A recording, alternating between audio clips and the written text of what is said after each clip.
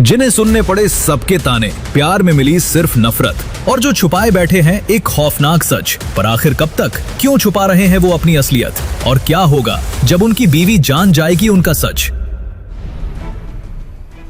चोर! चोर! अभिनव पकड़ो! अभिनव पकड़ो चोर! अरे कैसे नाकारे हो तुम? कुछ तो करो, भागो पीछे। ने वो तुमसे कुछ नहीं होगा, प्लीज कोई पकड़ो चोर।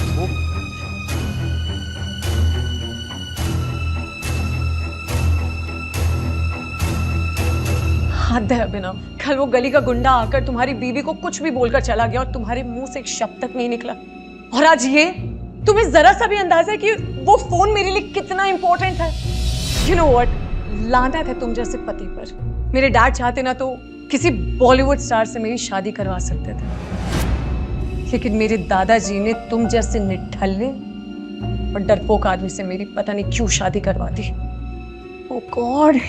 अभिनव एक गरीब और अनाथ था जिसकी शादी एक अमीर बाप की लड़की अनन्या से एक मजबूरी के चलते करवा दी गई थी। अभिनव की इतनी हैसियत नहीं थी कि वो अनन्या का खर्चा उठाकर उसे खुश रख सके। अभिनव के ससुराल में रत्ती भर भी इज्जत नहीं की जाती थी। अभिनव नौकरों की भी खरी खोटी सुनता था। अरे ओ घर जवाई, अभी अभी पोछा हुआ है और तू चप्पल पहन के ऐसे आ रहा है जैसे कि तेरे बाप का घर हो। सॉरी, मैंने ध्यान नहीं दिया। पर आपकी हिम्मत कैसी हुई मेरे पापा के बारे में कुछ भी बोलने की? इतना ही बड़े बाप का औलाद है तो तू घर जवाई बनकर यहाँ अनन्या बेबी के टुकड़ों पे क्यों पड़ रहा है? बोल। अब ना तुम मेरे साथ थे ना उस वक्त, अगर रत्ती भर में तुमने हिम्मत दिखाई होती तो वो चोर पकड़ा जाता। I'm warning you, अगर कियारा को कुछ भी हुआ तो मैं तुम्हें भी जेल भिजवा दूंगी। तुम जैसे पति के साथ मुझे जरा सा भी रहने का मन नहीं कर। रुको, अंदर का जा रहा है? अंदर ही जा रहा हूँ, क्या दिक्कत है? अंदर जाना है तुझे? तुझे क्या लगता है कि मैं तुझे अंदर जाने दूंगा? क्यों नहीं जा सकता मैं अंदर? सुन, मैं तेरे जैसे लोगों को बहुत अच्छे से जानता हूँ। फालतू का तमाशा मत कर, निकल यहाँ से। कैसे जानता है तू मुझे? रिश्तेदार है मेरा। जब मैं अंदर जाने के लिए आया हूँ तो वापस क्यों जाऊंगा? ये होटल क्या तेरे बाप की है? अरे वो देखो, तुम्हारा निठल्ला एक्स। आजा मजे लेते इसके।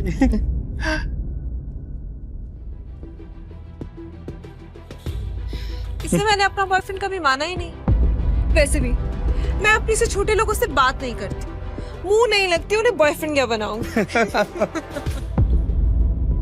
तुम छोटे आदमी के मुंह नहीं लगती होगी, लेकिन ये छोटा आदमी तुम्हें एक सलाह देना चाहता है।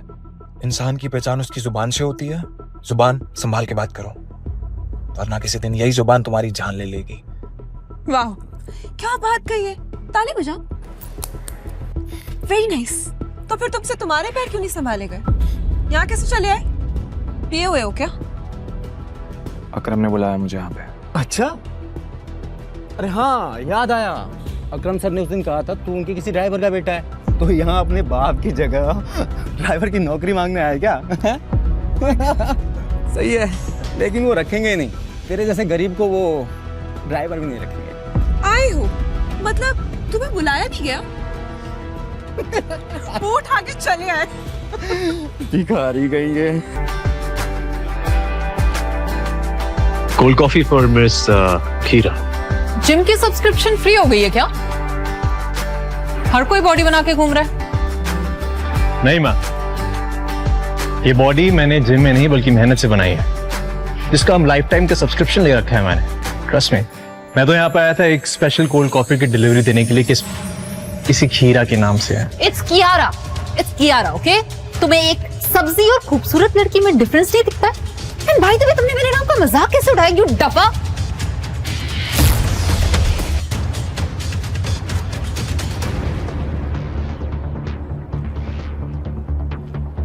आपकी स्पेशल डिलीवरी मैम।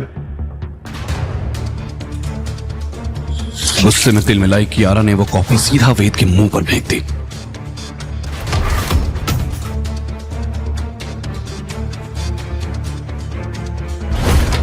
अब मेरा नाम कभी नहीं भूलोगे। Now get lost. सुनाई नहीं दे रहा क्या बहरे? ऑर्डर लेता है या मैनेजर को बुलाऊं? जी जी जी। मेरा फोन चोरी करते हुए शर्म नहीं आई तुझे? मैनेजर! सर मेरी बात सुनिए, आप गलत समझ रहे हैं सर, ऐसा कुछ नहीं है, मैं सच बोल रहा हूँ। ये वो जिस थाली में खाता है उसी थाली में छेद करता है। गद्दार, निकल जा यहाँ से, चोर। सर आप मुझ पे गलत इल्जाम लगा रहे हैं, मैंने कोई चोरी नहीं की है। धोखा तो बदजातों के खून में होता है। मैनेजर, ये उचक्का कल से इस इलाके में दिखना नहीं चाहिए।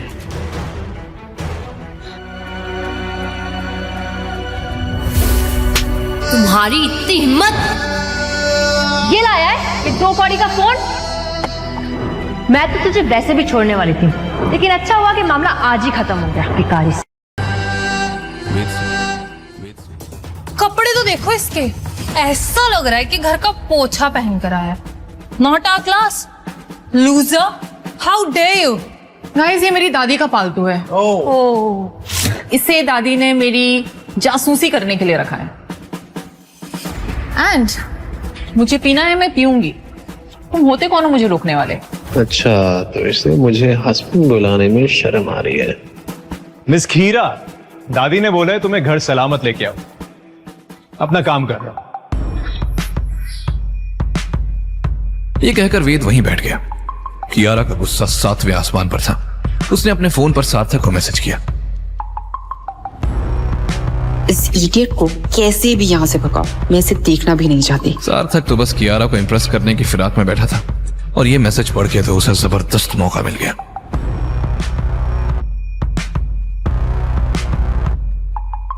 देख कर, I'm challenging you, man. Challenging you to a round of drinks. अगर तू जीता तो कियारा तेरे साथ जाएगी, और अगर मैं जीता तो कियारा मुझे किस करेगी। क्यों कियारा? आई एम श्योर ये सार्थक की कोई चाल है। चैलेंज के बहाने से इसे टल्ली कर दूंगा। अगर ये जीत भी गया तो भी कियारा को यहां से ले जाने लायक नहीं रहेगा।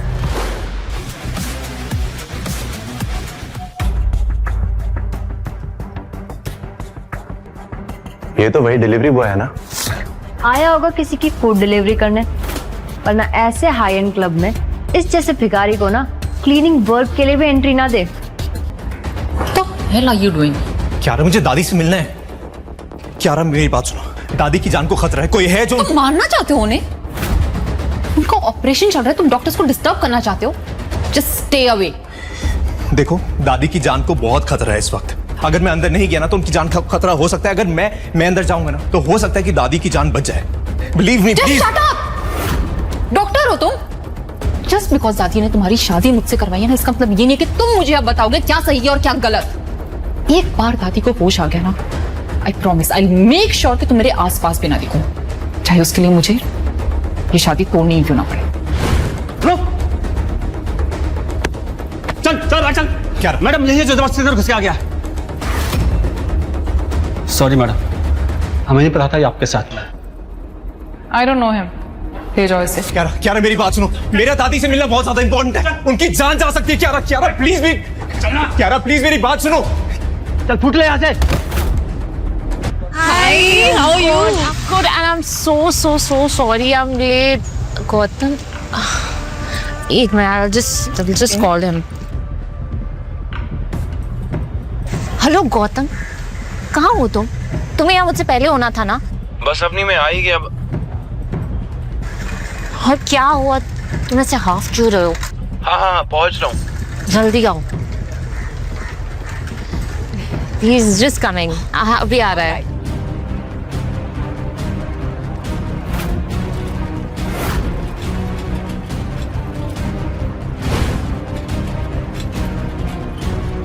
सॉरी, थोड़ा लेट हो गया। छी अपनी, तेरा ये भिखारी पति अभी तक भिख मंगा है, हमें एयरपोर्ट पे लेने अपनी खटारा साइकिल पे आ गया। छी, ये अवनी का पति है।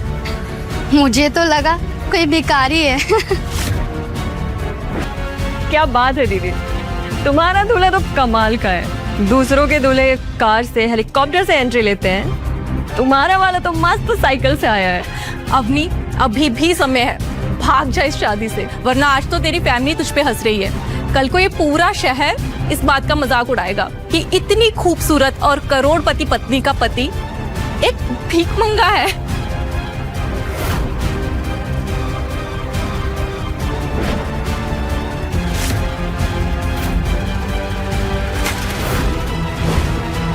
तुमने क्या कसम खा रखी है गौतम कि सबके सामने मेरी नाक कटाओगे?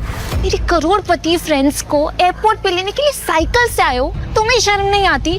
मैंने कहा था ना घर से गाड़ी लेकर आना तुम। अवनी, जब मैं घर गया ना तो एक गाड़ी खड़ी थी और जब मैं चाबी लेने गया तो बड़े वाले नौकर ने बोला कि ये गाड़ी नहीं ले जा सकते, तो मैं क्या करता? God, I can't with you, Gautam. You know, तुम वो घंटा हो जैसे कोई भी बजा के चला जाता है। घंटा? घर के जमाई होने के बाद भी घर के नौकर तुम्हें डांट लगा के चले जाते हैं। You know why? क्योंकि तुम एक फटेहाल भिखारी हो। अरे गाड़ी नहीं थी तो कैब से आ जाते ना। पैसे नहीं थे मेरे पास, सिर्फ 75 रुपए थे। फिर मैंने सोचा मैं यहाँ आके तुमसे पैसे ले लूंगा। You know what? थोड़े पैसे मुझसे ले लो और जाके जहर लेकर आ जाओ। तुम जैसे भिखमंगे पति होने से बेटर है कि मैं मर जाऊं। अभी हम शहर के सबसे बड़े होटल उमेद भवन जा रहे हैं। तुम वो सामान गाड़ी में रखोगे और फिर अपनी साइकिल से पीछे पीछे आओगे और वहां रूम में सामान रखवाओगे। यही तुम्हारी सजा है। और तुम अपनी एक खटारा साइकिल लेकर हमारे पीछे पीछे आओ।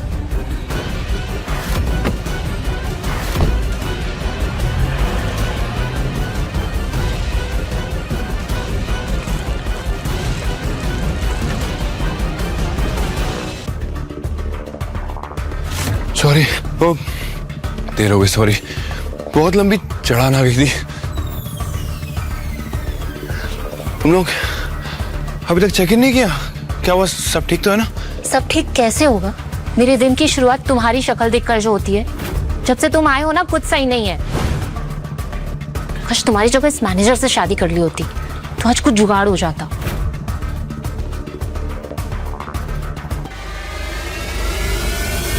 अवनी, क्या कर रही हो? अवनी, मैं मर जाऊंगा, क्या कर रही हो? तुम मर जाओ, लेकिन गौतम अगर मेरी दादी के बर्थडे के लिए तुम 5 लाख से कम का गिफ्ट लाए ना तो तुम्हारे छोटे छोटे टुकड़े करके ना गली के कुत्तों को खिला दूंगी।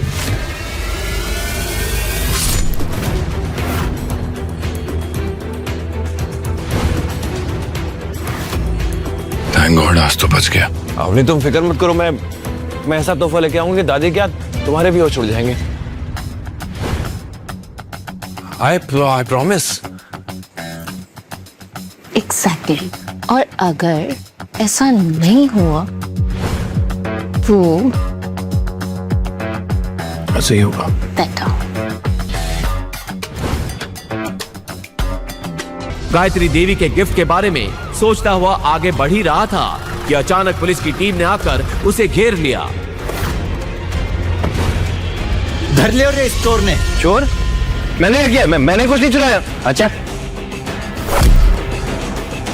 यही इंस्पेक्टर साहब जो शोरूम के चक्कर लगा रहा था, इसीने चोरी की है।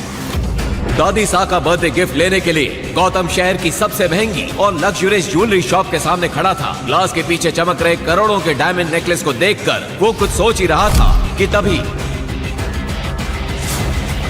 अबे ओ भिखारी की औलाद, क्या देख रहे हैं यहाँ पे? यहाँ पे एक एक जेवर 5 लाख से शुरू होती है। तेरी औकात है क्या यहाँ पे? चल भाग यहाँ से। सिर्फ देख ही तो रहा हूँ, देखने के पैसे लगते हैं क्या? तेरी औकात है क्या देखने के? चल निकल। मैं तो सिर्फ सामने खड़ा था, मैंने कुछ नहीं चुराया। अच्छा, थाने चल, वहाँ के तेल बिगे डंडे हैं तुझसे खुद उगलवा लेंगे कि तूने चोरी कैसे की और इतनी सी देर में हार किसने दे आया। चल ले चलो इसे। इंस्पेक्टर साहब, आपको गलतफहमी हो रही है, मैंने कुछ नहीं चुराया। सर, गलतफहमी हो रही है आपको इंस्पेक्टर साहब, मैंने कुछ नहीं किया, मैंने कुछ नहीं चुराया। इंस्पेक्टर साहब, आप गलत समझ रहे हैं मुझे।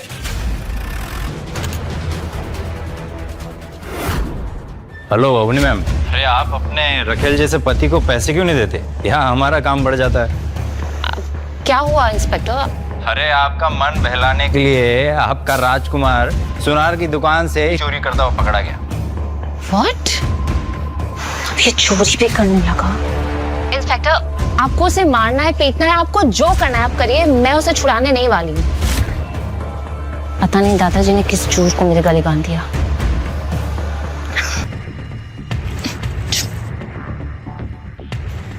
यहाँ कहाँ से आ गए? चोर कहीं के। किसने छुड़ाया तुम्हें थाने से? वहीं पड़े पड़े सड़ जाते ना तो अच्छा होता। मैंने कोई चोरी नहीं की अवनी। ज्वेलरी शॉप के सामने खड़ा था, पुलिस ने पकड़ लिया। बड़ी मुश्किल से अपनी बेगुनाही का सबूत देकर आया हूँ। ठीक है ठीक है। कैसी सस्ती से गिफ्ट खाकर लेकर आए हो तुम? कितनी सस्ती पैकिंग है। छी। पैकिंग मैटर नहीं करती है, उसके अंदर गिफ्ट क्या है वो मैटर करता है ना। तुम देखोगी तो चौंक जाओगी। अरे दादी का गिफ्ट है, तुम क्यों खोल रही हो? उनको खोलने दो ना। Fine, whatever. लेकिन जब बाकी सब गिफ्ट दे रहे हो ना तो तुम चुपके से अपना बॉक्स साइड में रख देना, ओके? पता नहीं दादाजी ने किस जन्म का बता लिया मुझसे। मुझे जैसे करोड़पति लड़की की शादी तुम जैसे गरीब के साथ करवा दी। ना पैसे है ना इज्जत। चले हम खड़ी क्यों जाओ? थैंक यू बेटा।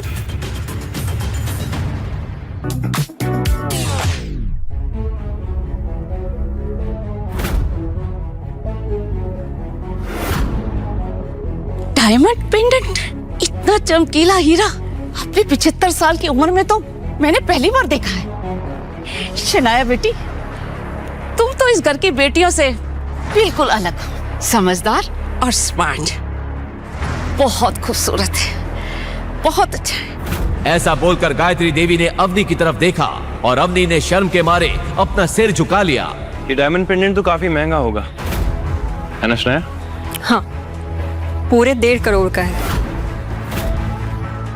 लगता है तुम्हें किसी ने उल्लू बनाया है। 5 लाख का पेंडेंट 1.5 करोड़ में बेच दिया। कुछ भी। और वैसे भी जो लोग खुद की जेब में 500 रुपए का नोट लेकर घूमते हैं ना, वो किसी और को लाखों करोड़ों का ज्ञान नहीं दिया करते। तू इस पार्टी को खराब करने आया? खुद तो निठल्ला है और डायमंड का दाम गलत बता के मेरी पोती को सबके सामने जलील करता है। दादी साहब, मुझ पे भरोसा नहीं है तो मिस्टर पारेख से पूछ लीजिए। वो तो राजस्थान के सबसे बड़े डायमंड मर्चेंट है ना। मिस्टर पारेख,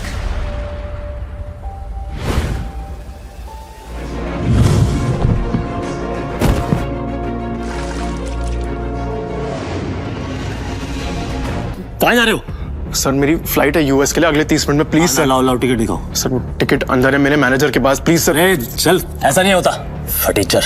ये एयरपोर्ट है, कोई बस स्टैंड नहीं कि मुंह उठा के चल दोगे। चलो चलो भाई, चलो। हाथ जोड़ो, मेरी फ्लाइट है सर यूएस के लिए 30 मिनट में सर, प्लीज सर। टिकट अंदर है। भिखारी, कपड़े तेरे गंदे हो रहे हैं, चप्पल में तेरे छेद हो रहा है, तो क्या कह रहे तू? तेरी फ्लाइट है आधे घंटे बाद, और वो भी यूएस के लिए।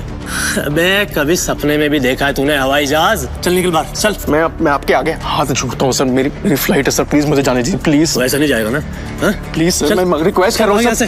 चल। अरे मार मार के मोर बना दूंगा तेरा, समझा? मिस्टर भिखारी, तुम यहाँ क्या कर रहे हो? तुम्हें पता है ना यहाँ बहुत इंपॉर्टेंट इन्वेस्टर आने वाले हैं मेरे, जिनका वेलकम करने के लिए मैं यहाँ आई हूँ। तो मुझे यहाँ कोई तमाशा नहीं चाहिए। इससे तुम जिससे भी यहाँ आए हो ना, वो सब छोड़ो और चलो यहाँ से, निकलो यहाँ से। दृष्टि, इमरजेंसी है, मुझे अमेरिका जाना है, मेरे पास टिकट भी है, लेकिन ये लोग अंदर नहीं जाने दे रहे हैं। प्लीज प्लीज मेरी मदद करो प्लीज। How dare you? मुझे हाथ लगाने के बारे में सोचना भी मत। अमेरिका जाना है तुम्हें? मुझे अमेरिका की स्पेलिंग सुनाओ एक बार। स्पेलिंग आती है अमेरिका की? मुझे उस बेवकूफ का नाम बताओ जिससे तुम्हारी अमेरिका की टिकट करवाई। पर शिवम जो एक छोले कुलचे बेचने वाला मामूली सा लड़का है, उसका अमेरिका से क्या रिश्ता हो सकता है? चुपचाप ऑफिस जाओ और जिन इन्वेस्टर्स को मैं लेकर आ रही हूँ उनके नाश्ते पानी की तैयारी करो। कोई भी गड़बड़ करने से पहले एक बार सोच लेना, वरना देश छोड़ के जाना तो बहुत दूर की बात है, ये शहर और अपना घर छोड़ के जाने से पहले 100 बार सोचोगे। ऐसी हालत करूंगी मैं तुम्हारी रूह भी कांप उठेगी। आखिरी बार कह रही हूँ। इमरजेंसी है, प्लीज हेल्प मी। तभी दृष्टि के साथ आया उसका बिजनेस पार्टनर ऋषभ। दृष्टि से कहता है, इस गरीब भिखारी आदमी से मुंह लगा रही है, सिर्फ 50 रुपए तो भगाओ यहाँ से। मुझसे बात करना, ये मेरी बीवी है, समझा तू? क्या कह रहा है दृष्टि, ये तुम्हारा हस्बैंड है? ऋषभ का यह सवाल सुनकर दृष्टि कुछ सेकंड के लिए ब्लैंक हो गई, लेकिन फिर उसने बड़ी हिम्मत करके कहा, Come on Rishabh, like seriously, look at him. तुम किसकी बात पर यकीन कर रहे हो? इसकी हालत देखो। जिस इंसान के पास खड़े रहने में मुझे शर्म आए, तुम्हें सच में लगता है कि वो मेरा पति होगा? चंदा मांगने आया होगा शायद। कुछ पैसे दो और रफा दफा करो इससे, क्योंकि ये इंसान मेरा पति हो ही नहीं सकता। वो गेट नंबर 3 पर पहुंचने वाला ही होता है कि उसके सामने अचानक एक आदमी आ जाता है, जिससे वो टकराकर नीचे गिर पड़ता है। सर आप ठीक है? अबे अंधा है क्या? अबे एयरपोर्ट है ये, कॉलोनी का कोई पार्क नहीं है, समझा? और इस बेकारी को यहाँ पे अंदर घुसने किसने दिया? जल्दी में था इसलिए टकरा गया। मेरी फ्लाइट छूट जाएगी, मुझे जाने दीजिए प्लीज। सॉरी। स्टे पे मेरे होते हुए तू फ्लाइट में तो क्या 2 मिनट इस एयरपोर्ट पे भी नहीं टिक सकता, समझा? तू जानता नहीं है किससे टकराया है तू, समझा? मेरे सर से टकरा तू जानता नहीं ये कौन है? ये प्राइम एयरलाइंस का मालिक है। सर मेरी फ्लाइट भी प्राइम एयरलाइंस की है, प्लीज मैं आपसे माफी मांग रहा हूँ, आज अभी छोड़ दो प्लीज, कुछ इमरजेंसी है प्लीज। इमरजेंसी है प्लीज? Yes sir. मेरी टिकट मैं भी देखता हूँ तू जैसा भिखारी मेरी एयरलाइंस में कैसा चढ़ता है, समझा ना? टिकट चल बिचा है, टिकट इसकी छोड़ो, लो नीचे उसको, स्टे देयर, समझा ना? और उसका टिकट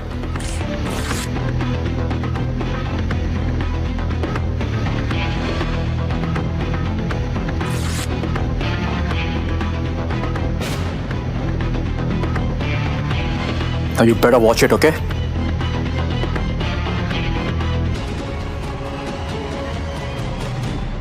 तभी मिसेस वर्मा दरवाजा खटखटाकर एक्सेस कार्ड की मदद से अंदर चली जाती हैं और उनके पीछे पीछे शिवम भी अंदर घुस जाता है। दृष्टि, इस प्रॉब्लम के बारे में कुछ बात करनी है जरूरी, प्लीज। शिवम इस वक्त नहीं, इस वक्त मैं बहुत ही जरूरी मीटिंग में हूँ और ये मीटिंग इस वक्त मेरे लिए बहुत जरूरी है।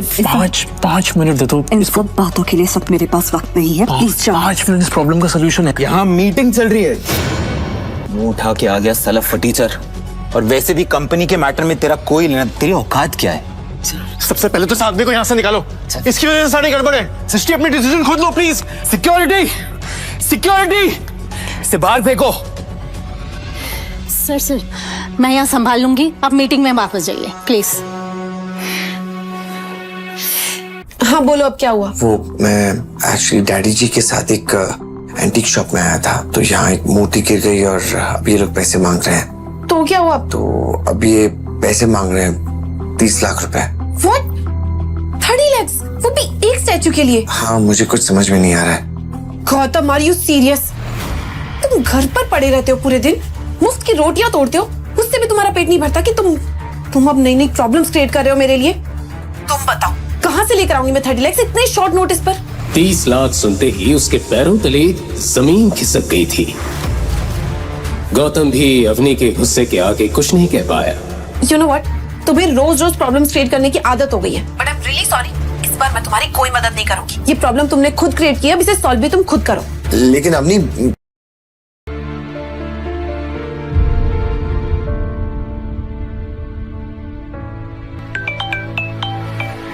Gautam, are you mad? मैंने कहा ना मुझे काम के टाइम डिस्टर्ब मत किया करो। अब दोबारा कॉल किया ना तो बेटा, मैं डैडी बोल रहा हूँ। डैड? हाँ बेटा, मुझे तुम्हारी मदद की जरूरत है। मुझसे एक स्टैचू टूट गया और ये लोग पैसे मांग रहे हैं, नहीं दिया तो मुझे जेल भेज देंगे, ऐसा बोल रहे हैं लोग। पर डैड, आपको क्यों?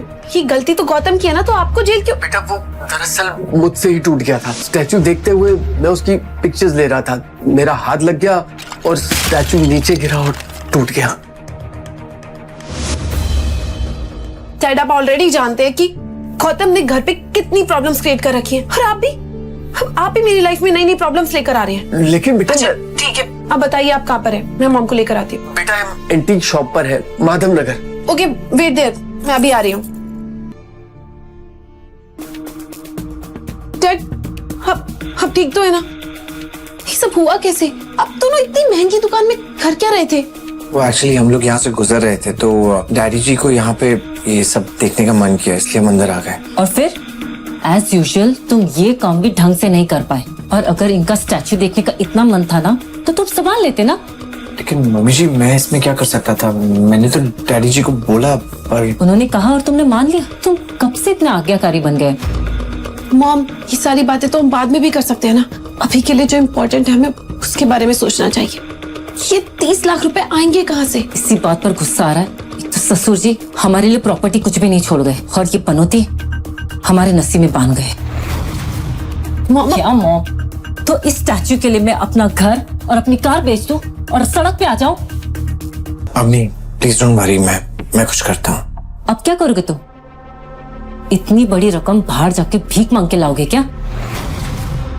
अवनी तुम मेरी बात सुनो, तुम आज ही के आज इस आदमी से तलाक ले लो। ये तेरी लाइफ से आउट तो फिर दादी सा हमें अपने घर में एंट्री दे देगी। और वैसे भी कबीर तुम्हारा दोस्त है, वो तुम्हें बहुत अच्छे से जानता है और आई एम श्योर वो तुम्हारी हेल्प करेगा। और उसके पापा बहुत पैसे वाले हैं और 30 लाख उनके लिए कुछ भी नहीं है। Come on Avni. तुम दोनों अंदर कैसे आ गए, वो भी बिना किसी से पूछे? ये औरत शेखर आनंद की पर्सनल सेक्रेटरी शालिनी थी, जो मुंशी जी की पहचान से वाकिफ नहीं थी। मैं यहाँ के चेयरमैन मिस्टर गुप्ता से मिलने आया हूँ। मिस्टर अभिनव गुप्ता इस कंपनी के वाइस चेयरमैन हैं और वो तुम जैसे सेल्समैन से बिना अपॉइंटमेंट के नहीं मिलते हैं। तो अब यहाँ से निकलो वरना मैं सिक्योरिटी बुलाऊं। सिक्योरिटी। गौतम के फोन पर अवनी का फोन आने लगा। इससे पहले कि वो फोन उठाकर जवाब देता, उसका मोबाइल लो बैटरी के कारण स्विच ऑफ हो गया।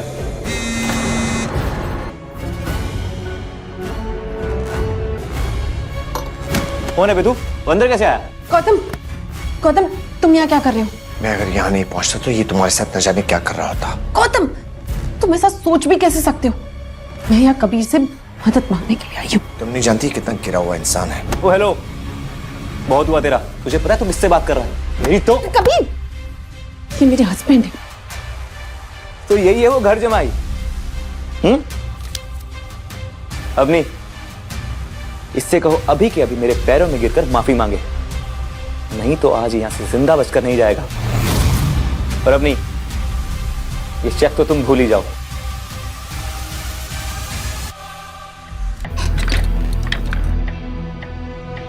You know,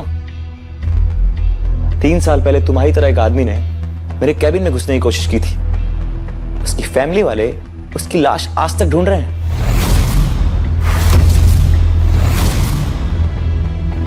Gautam please Kabir से माफी मांग लो ना। इससे माफी मांगो? हमने इसकी बातों से डरने की कोई जरूरत नहीं है। ये खोखली धमकियां दे रहा है। ये भौंकने वाला कुत्ता है, काटेगा नहीं। कुत्ता? कबीर 2 टके घर जमाई, अब देखिए कुत्ता क्या करता है। आज के आज तेरी चमड़ी नहीं उधेड़ी ना तो मेरा नाम भी कबीर आनंद नहीं। गौतम। हेलो इंस्पेक्टर शिवा, मैं कबीर आनंद बोल रहा हूँ। अभी कभी जेरेट आई है, किसी की चमड़ी उधेड़नी है। और अवनी, ये चेक तो तुम भूल ही जाओ, आज ये जेल जाकर रहेगा। कबीर मैं गौतम की तरफ से तुमसे माफी मांगती हूँ, प्लीज। नहीं अवनी, आज इसे जेल जाने से कोई नहीं रोक सकता। एंड फाइनली तुम उसके बाद मेरी हो पाओगी। देखा, मैंने कहा था ना कबीर हमारी मदद जरूर करेगा। बहुत ही अच्छा बच्चा है वो, पूरा सोने का खरा है। ये तुम्हारे गौतम जैसा नहीं है। देखो गौतम, दिखाई दे रहा है ये चेक? ये तुम्हारे औकात से बाहर की बात है। कबीर मेरी बेटी का दोस्त है, मेरी बेटी, और तुम अब आज के आज ही मेरी बेटी को तलाक दे दो। अब मैं अपनी बेटी की जिंदगी तुम्हारे जैसे निकम्मे के साथ नहीं देख सकती। क्या क्या ख्वाब देखे थे मैंने अपनी बेटी के लिए, और तुम जैसा भूत हमारे पल्ले पड़ गया है। ओम, अरे तुम जैसा आप सोच रही है वैसा कुछ भी नहीं है। दरअसल वो तू चुप ही रहे, तुझे सही और गलत दिखना ही बंद हो गया है। ये आदमी तेरे पल्लू से बंध गया है, तू इसे छोड़ क्यों नहीं देती है? ये पैसे मुझे गौतम ने दिए हैं, कबीर ने नहीं।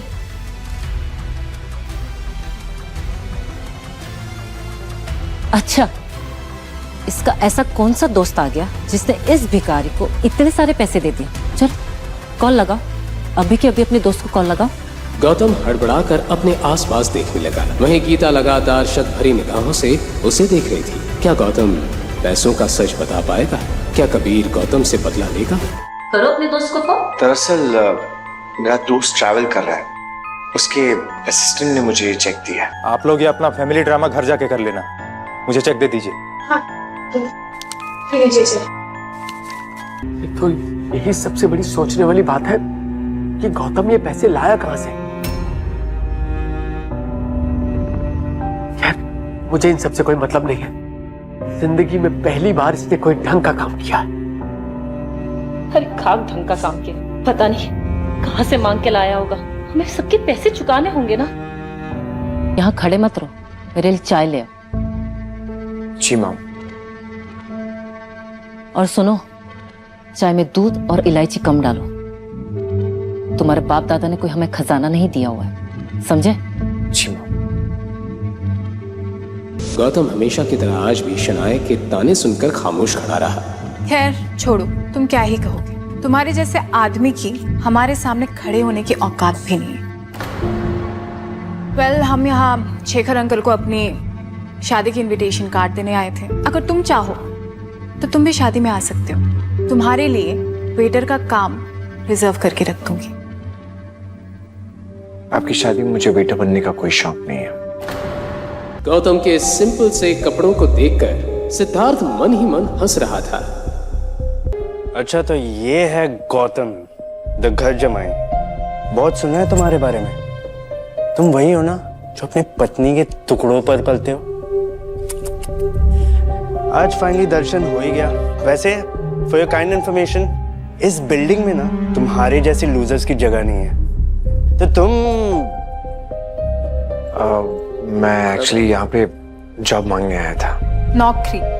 सीरियसली? यहाँ झाड़ू पोछे के लिए कोई वैकेंसी नहीं है। शनाया, लगता है ये गार्ड के जॉब के लिए आए हैं। All the best. जीजा साहब, अवनी की कमाई से घर के खर्चे पूरे नहीं होते ना।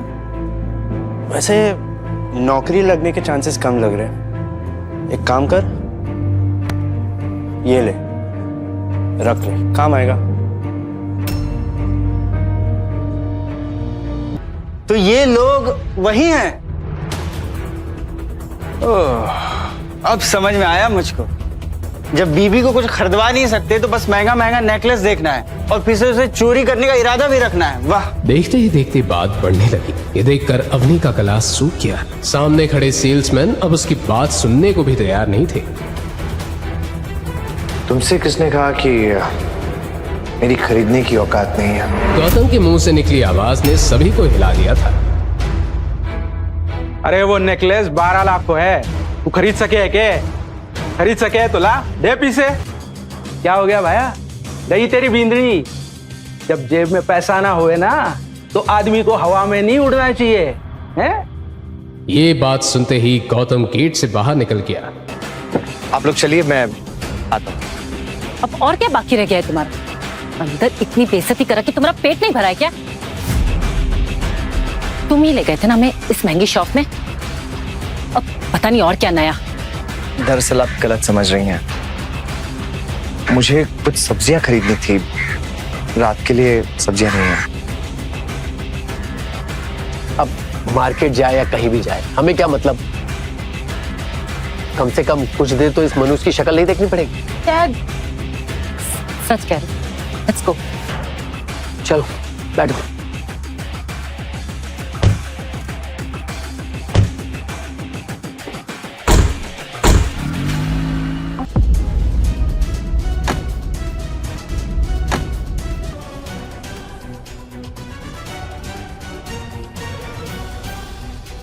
इस अंगूठी को उतार दो प्लीज, बहुत गंदी लग रही है। सॉरी, पर ये अंगूठी मेरा सब कुछ है।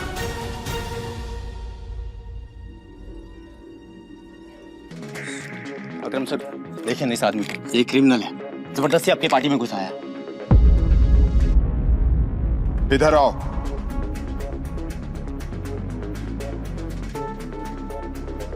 कौन हो तुम और यहाँ कैसे आए? एक्चुअली ये मेरे पति है। अकरम को अनन्या की बात पर विश्वास नहीं हुआ। तुम इस पार्टी में इनवाइटेड नहीं हो। इससे पहले कि मैं पुलिस को बुलाऊं, चले जाओ यहाँ से। Thank you Akram sir.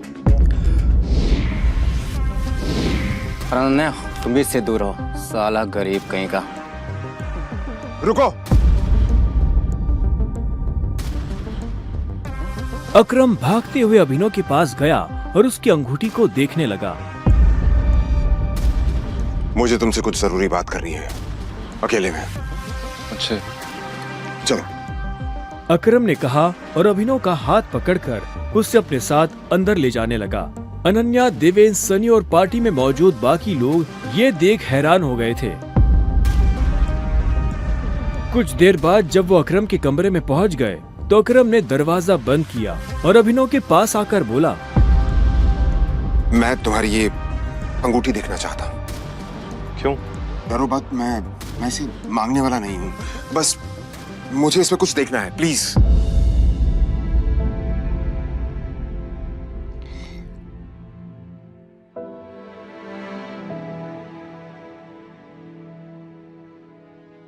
Tiger?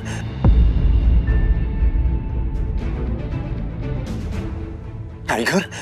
अभिनव ने अकरम के मुंह से ये शब्द सुना तो वो हैरान हो गया। उसे अचानक से अपने पिता के वो आखिरी शब्द याद आ गए जो उन्होंने अभिनव से विदा लेते हुए कह दिए थे। Run tiger, run tiger, run! लेकिन अभिनव हैरान था। उससे समझ नहीं आ रहा था कि अकरम ये सब कैसे जानता था। आखिरकार मैंने तुम्हें ढूंढ ही लिया टाइगर। टाइगर?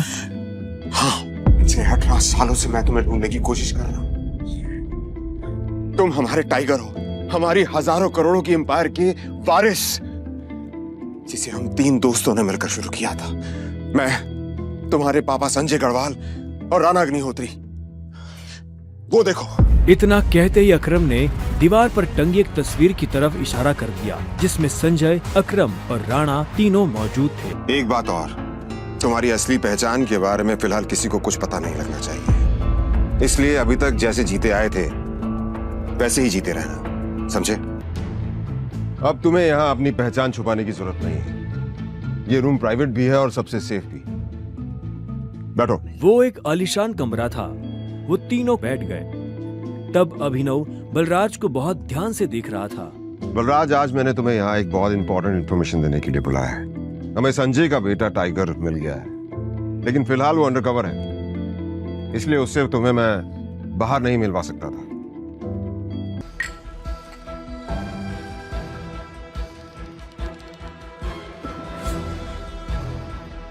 तो यही है टाइगर? हाँ, ये है हमारा टाइगर। और मैं चाहता था ये हमारी टीम के बड़े और भारी मेंबर्स से मिलने, और मिलने के बाद जिस तरफ हम बढ़ रहे हैं उस तरफ बढ़ने में ये हमें लीड करे।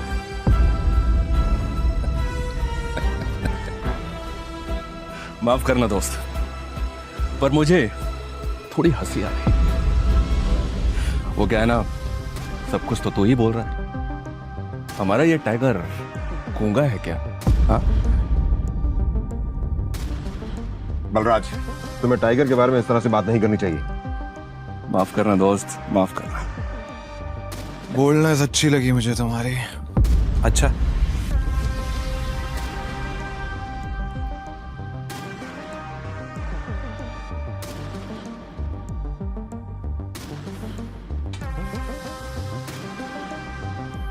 हो गए तुम बॉस, लेकिन ये मत भूलना तुम किसके सामने बैठे हो। टाइगर हूं मैं। टाइगर ना ही चुप रहता है, ना ही धीरे बोलता है। टाइगर सीधा धाड़ता है।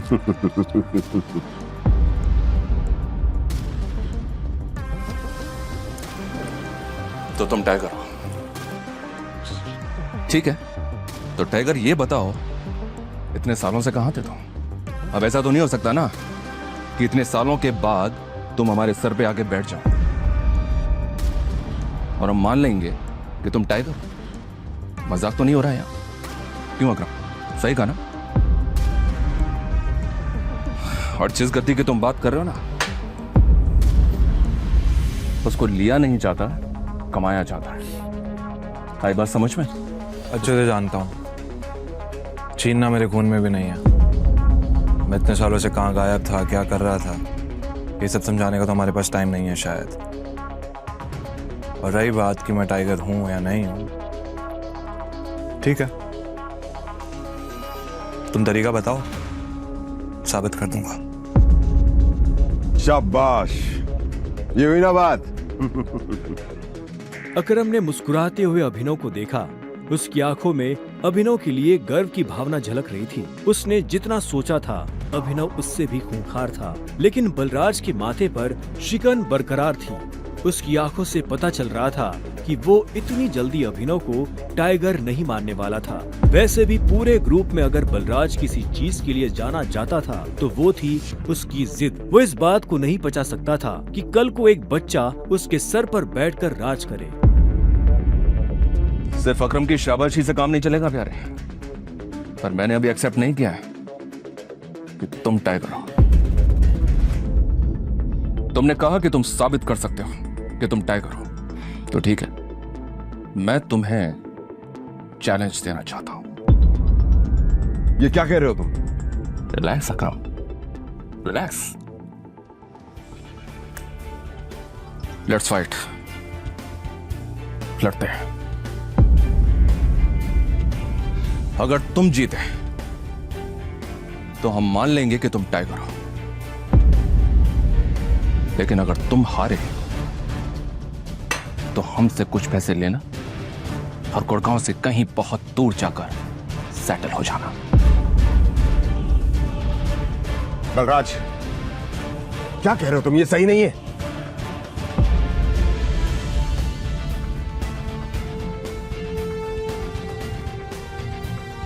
Let's fight. कब करनी है लड़ाई?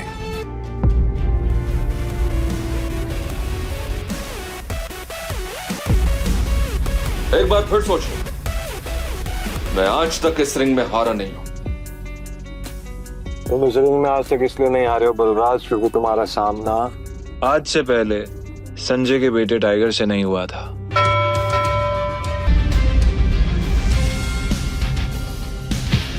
उसने जैसे ही अभिनव पर पहला मुक्का मारा तो अभिनव एक बार को सन रह गया। और एक बात हमेशा याद, अपनी आखिरी सांस तक लड़ना है। समझ गया ना टाइगर? टाइगर ये किसको लेकर आ गए? ये हम पे राज करेगा? हाँ, मैंने कहा था ना कि कोई भी हमारे सर पे आकर बैठ जाएगा और बोलेगा कि मैं टाइगर हूं और हम मान लेंगे। बिल्कुल नहीं। उसका मुक्का अभिनव की नाक तोड़ता उससे पहले ही अभिनव को होश आ गया और उसने अपना सर नीचे झुका लिया। बलराज का मुक्का खाली गया और वो पलटकर अभिनव को देखने लगा। अभिनव गंभीर था। उसे याद आ रहा था कि बचपन से ही उसके पिता संजय ने उसे लड़ना सिखाया था। बलराज को इस बार गुस्सा आया। वो फिर से तेजी से अभिनव की तरफ बढ़ा और अभिनव ने झुक करके उसके पैर पर लात मार दी। बलराज अपने आप को संभाल नहीं पाया। अरे बलराज, सरेंडर कर दो। क्यों अपना रिकॉर्ड खराब कर रहे हो? मैं बाहर किसी से नहीं कहूंगा कि तुम टाइगर से हार गए। बलराज एक के बाद एक अभिनव पर मुक्के बरसाना शुरू कर दिए। अभिनव ने अपने आप को उसके मुक्कों से बचाया।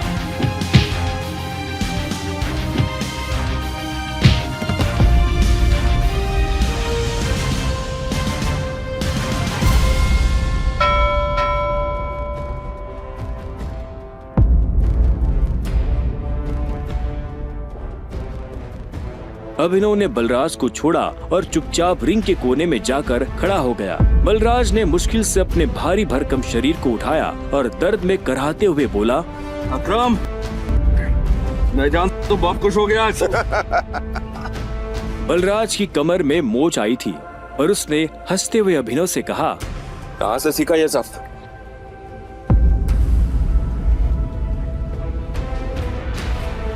जरा पियोगे मेरे साथ? आज की पार्टी मेरी तरफ से। बलराज, ऐसे नहीं कहते, ऐसे कहते हैं कि टाइगर जी, क्या आप मेरे साथ शराब पिएंगे, पार्टी करेंगे? इस तरह। टाइगर जी, क्या आप आज मेरे साथ शराब पीना पसंद करेंगे? पार्टी करेंगे? हाँ? ओके? राइट। क्यों नहीं?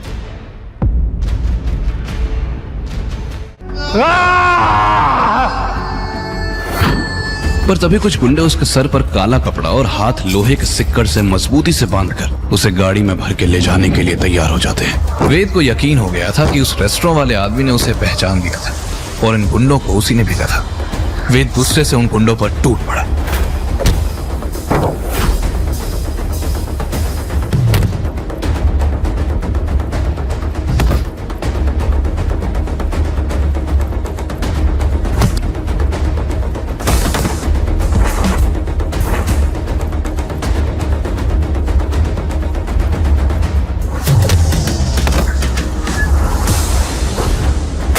अचानक ही किसी ने उसकी पीठ पर बेहोशी का इंजेक्शन घुसा दिया।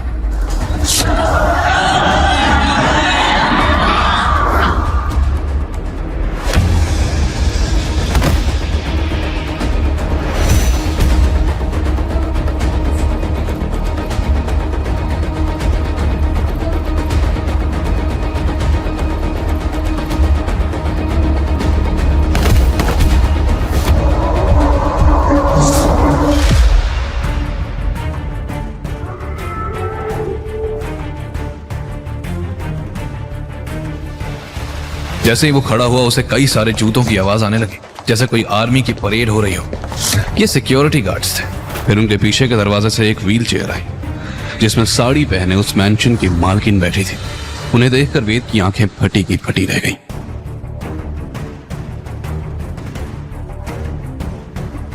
वेलकम मिस्टर वेदांत विक्रम कपूर। अपना पूरा नाम सुनकर तो वेद के होश ही उड़ गए। इस शहर में उसका पूरा नाम कोई नहीं जानता था, तो इनको उसका नाम कैसे पता? आशा करते हैं हमारे आदमियों ने आपको ज्यादा परेशान तो नहीं किया। अब सावित्री देवी रायजादा, एक बात बताए, तुम्हारी चॉइस बड़ी खराब है। सोनिया, जिस रेस्टोरेंट से तुम्हें निकाला गया है वो रेस्टोरेंट हमने खरीद लिया।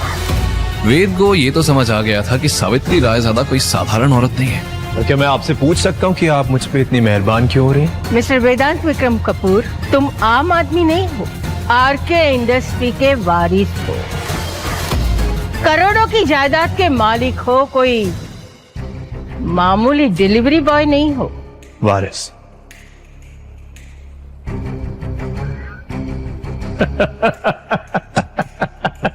आपको पता है मेरी खाली जेब देख के ना कोई चाय वाला, टपरी वाला भी मुझे उधारी नहीं देता, ना ही मेहरबान होता है मुझ पे।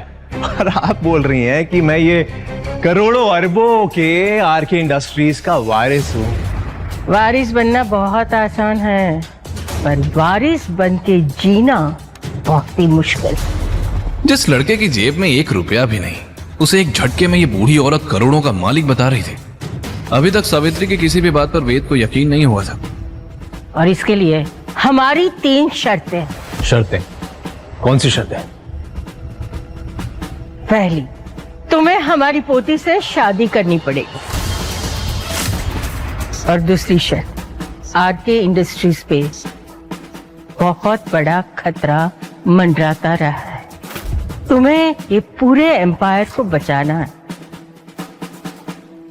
और तीसरी और आखिरी शर्त, तुम इतनी बड़ी इंडस्ट्री के मालिक हो, ये राज राजी रहेगा जब तक सही समय ना आए।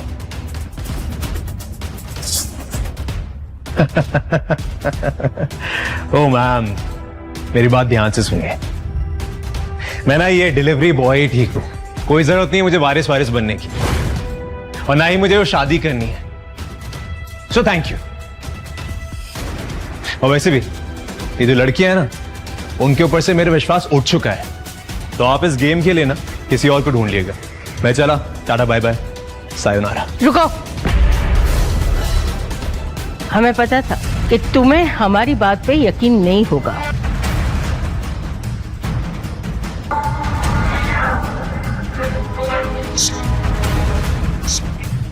ये देखो, ये तस्वीर आपके पास कहां से आई?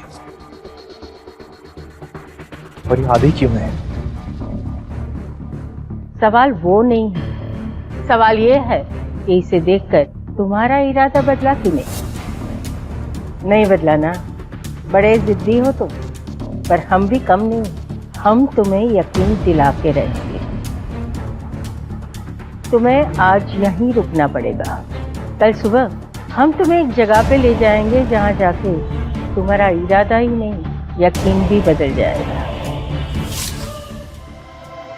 सुनो, इन्हें गेस्ट रूम दिखा दो। कल सुबह शार्प 8 बजे हम यहाँ से निकलेंगे। सिक्योरिटी गार्ड्स उसे उसके कमरे में छोड़ के वहां से चले गए और फिर वेद बिस्तर पर गिरते ही सो गया।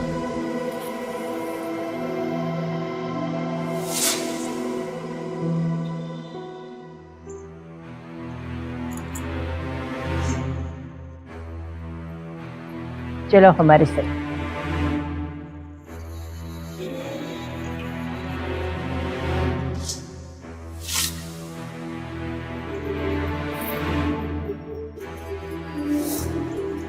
मम्मी पापा चलो प्लीज, यहाँ से बाहर चलो वरना हम सब जल के मर जाएंगे।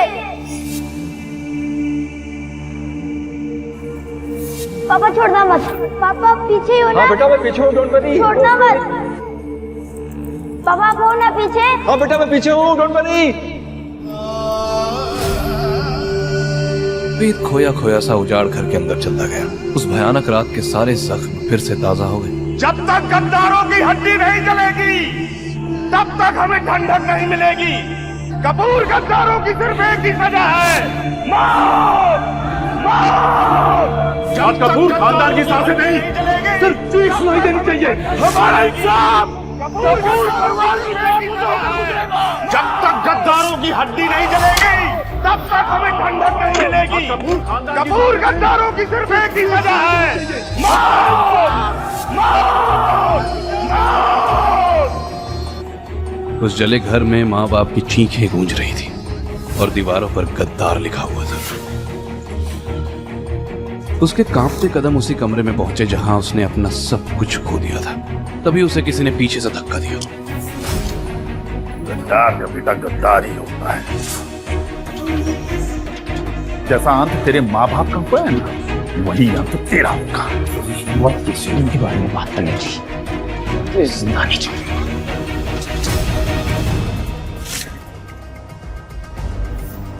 सावित्री के हाथ की छोटी पिस्टल से निकली गोली ने उस आदमी को घायल जरूर कर दिया था, पर वो फिर भी भाग निकला। वेद, बेटा तुम ठीक तो हो ना? हमें तो यकीन नहीं हो रहा है कि हमारे अलावा यहाँ कोई आ भी सकता है।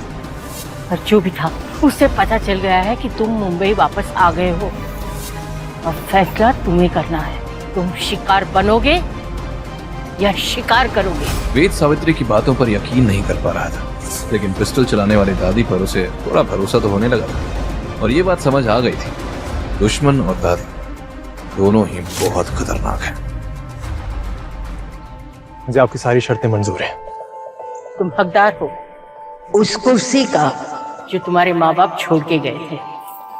और सबसे पहले उस गद्दार को पकड़ो जो आरके इंडस्ट्रीज को बर्बाद कर रहा है, और तब जाके तुम वो कुर्सी के असली हकदार बनोगे।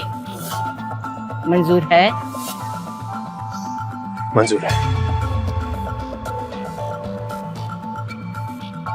गाड़ी निकालो, हम रजिस्ट्रार ऑफिस जाएंगे।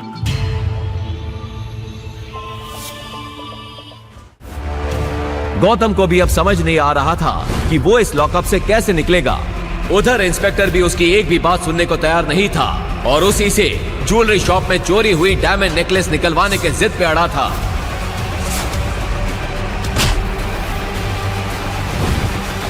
चोरी करता है। इंस्पेक्टर एक मोटा डंडा लेकर गौतम को पीटने के लिए बढ़ा, तभी पीछे से एक कड़क आवाज आई।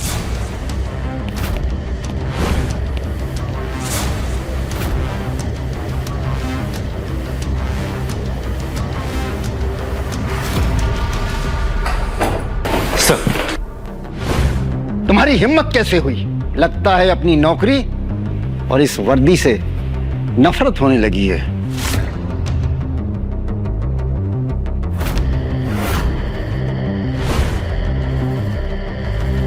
हुकुम, आपको यहां जो परेशानी हुई उसके लिए मैं आपसे माफी मांगता हूं। सर, ये आप क्या कर रहे हैं सर? अग्रवाल फैमिली का आवारा सा घर जमाई है। सर ये मित्तल सेठ की दुकान से हीरे का नेकलेस चोरी करते हुए पकड़ा गया है। और तो और इसकी बीवी ने भी इसे छुड़ाने से मना कर दिया है। Shut up!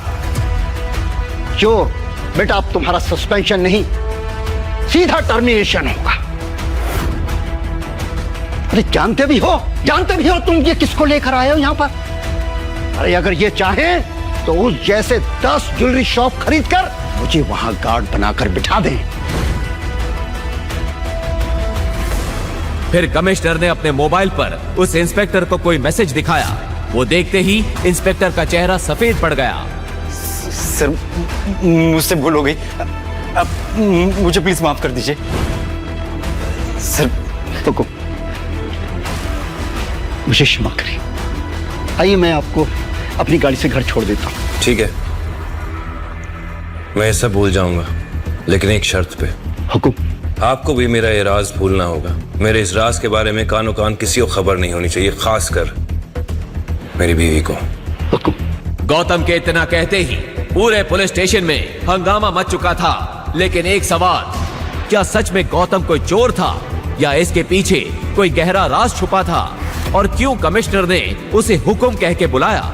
आगे एक ऐसा राज खुलेगा जो आपके होश उड़ा के रख देगा।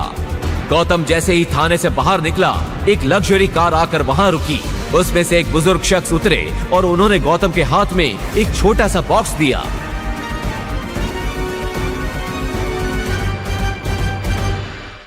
चलो लेट्स गो। जब वो शिवम की यूएस की टिकट के 4 टुकड़े करके उसके मुंह पर फेंकता है, तब शिवम गुस्से में उठता है और उन बॉडीगार्ड्स को जमीन पर गिरा देता है।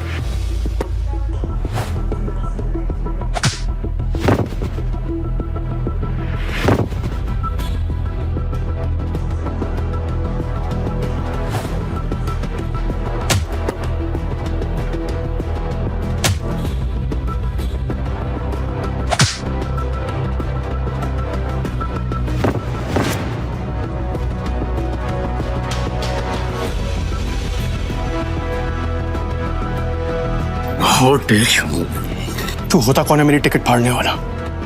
एक एयरलाइन का मालिक बनके खुद को बहुत बड़ा आदमी समझने लगा ना? 10 मिनट, अगले 10 मिनट में तुझे बर्बाद कर दूंगा, समझा? 10 मिनट में बर्बाद करेगा मुझे? वो तो करे ना तुझमें। चल मैं यही खड़ा हूं, दिखा क्या कर सकता है तू। रुको, बहुत देखे ऐसे है। हेलो, मेरी बात सुनो, मैं यंग मास्टर बोल रहा हूं।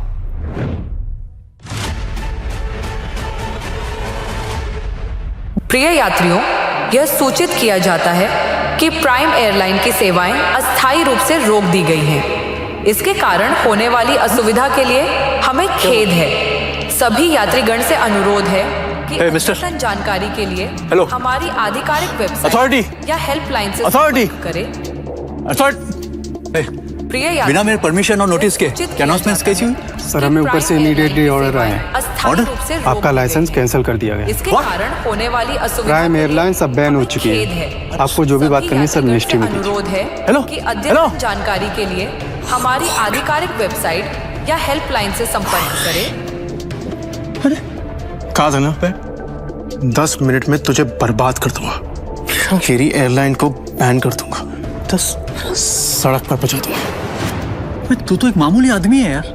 प्रिय यात्री, और तू ये सब कैसे कर सकता है? किया जाता है कि अरे मैं करोड़पति आदमी हूँ, पावर है मेरे पास। अरे मेरी एयरलाइंस को बैन करने के लिए प्राइम मिनिस्टर के खुद ऑर्डर्स चाहिए होते हैं। हमें खेद है। सभी इसने बस एक कॉल करके है कि अद्यतन जानकारी के लिए अभी तो सिर्फ तेरी एयरलाइन बैन है। वेबसाइट या हेल्पलाइन इंडिया में जो तूने फ्रॉड करके स्विस बैंक में पैसे जमा किए ना, याद है?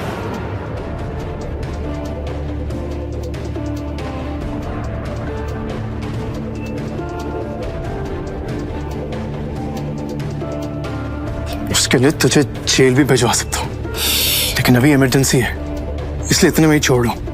न तेरे हाथ में कटोरा देके ना तुझसे भीख मंगवाता।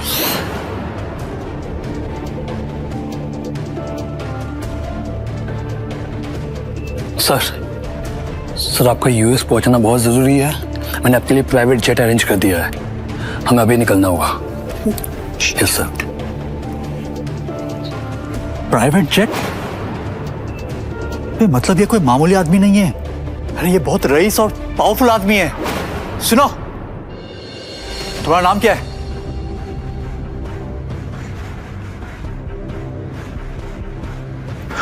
क्या नाम है तुम्हारा?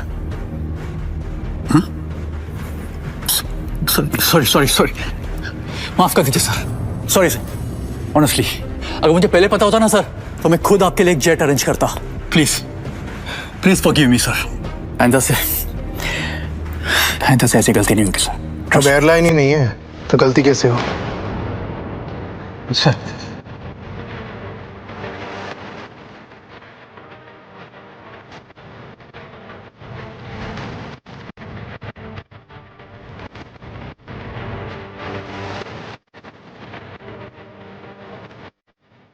शोरूम के बाहर जाते ही उसने मोबाइल में एक नंबर डायल कर लिया। जैसे जैसे उसे फोन की रिंग सुनाई दे रही थी, वैसे वैसे उसकी धड़कनें तेज होती जा रही थी। मुंशी जी। माँ खड़ी होको। खड़ी खम्मा मुंशी जी, कैसे हैं आप? गौतम इस वक्त जिस शख्स से बात कर रहा था वो और कोई नहीं, उसके पापा रघुवेंद्र सिंह राठौड़ के मुंशी कमल स्वरूप थे, जो रंजौड़ की रॉयल फैमिली से बिलोंग करते हैं। गौतम रघुवेंद्र का सबसे छोटा बेटा था, जो असल में रंजौड़ के राजकुमार थे। गौतम अपने पैलेस सुमेर भवन में ही बड़ा हुआ था। ये कहना गलत नहीं होगा कि वो सोने की चम्मच लेकर पैदा हुआ था, लेकिन जैसे जैसे गौतम बड़ा होता गया, उसके दिल में बाहर की दुनिया को जानने पहचानने की दिलचस्पी बढ़ती चली गई। वो हमेशा से अपनी शाही जिंदगी से तंग रहता था। और फिर एक दिन रघुवेंद्र ने उसकी शादी अपने खास दोस्त की बेटी दीपशिका के साथ तय कर दी।